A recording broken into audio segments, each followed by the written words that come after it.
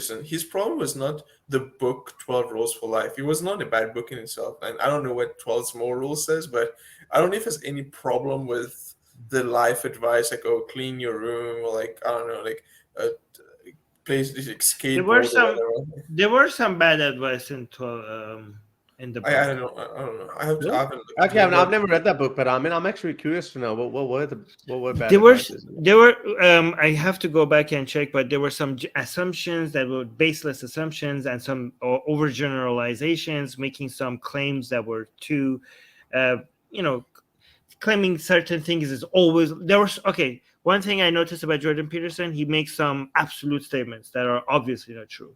Like Yeah. if you see this obviously means this, or always. There's so many always. There's so many rules that are rules of life that are not necessarily always true. You could find there's so many things that you could find that he's claiming that when you see this it means this, and you could just like sit down and come up with a million exceptions for that. And he's like, wait, what? Like not always. I think it's a bit religious about his advice and rules, as if he has To be found the honest, I secret. never look. I mean, I remember when he burst onto the scene back in 2014, 15. I remember I used to follow Sam Harris. Like I used to look forward to his streams or podcasts or debates.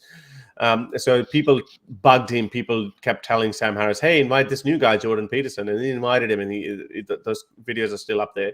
His first two conversations, two podcasts with him.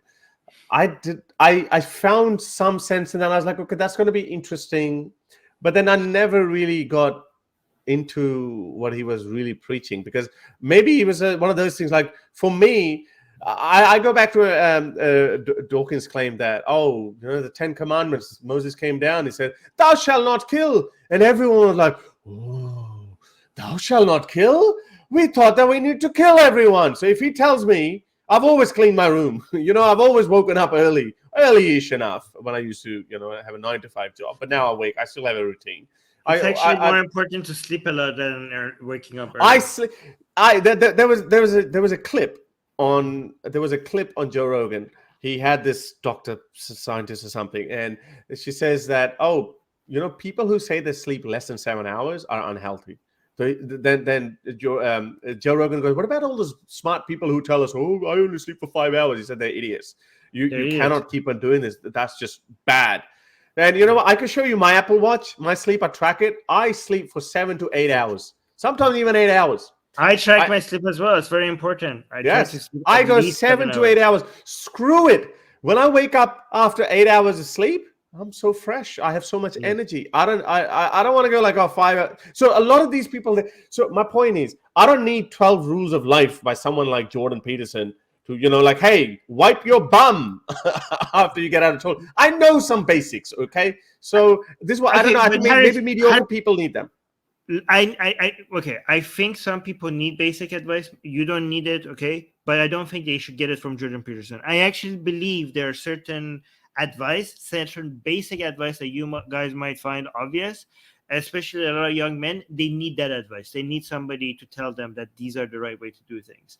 I just think that Jordan Peterson is a really horrible source for it.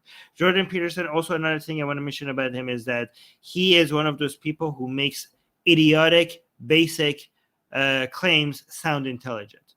So there are some educated people who take very obvious or moronic claims and they dress it up with beautiful academic sounding language, and they make it seem more complicated than it actually is, and they actually make it smart, even though if you break it down apart and you look at the claim in simple, clear language, you can see that it makes absolutely no sense. Get my best-selling book, Why There Is No God, for free. Click on the link for it in the description.